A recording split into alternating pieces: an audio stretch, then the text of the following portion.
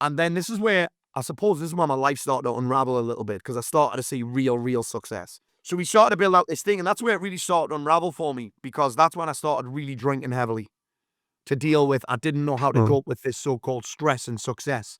I started doing a lot of cocaine.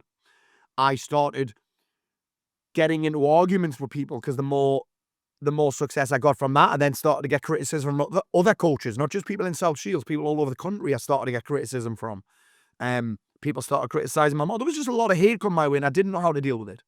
So I turned to drink, I turned to drugs, and then eventually me and my wife got married, and we moved to Marbella. I was like, I got caught in the trap of, which I think many people in the personal development world still talk about, which is you've got to remove all the negative people from your life.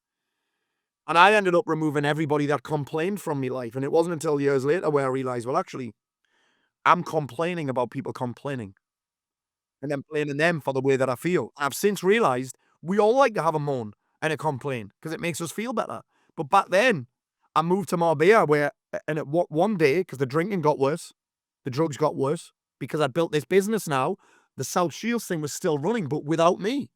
So I'd managed to get myself out a little bit and phase myself out. So I'm still making this money, but now I've got more time, which actually for someone like me, I'd end up being quite bored, which led to more drinking, more drugs, more overwhelmed, just not being able to cope with stuff. And that was the start of a real downward spiral in my life.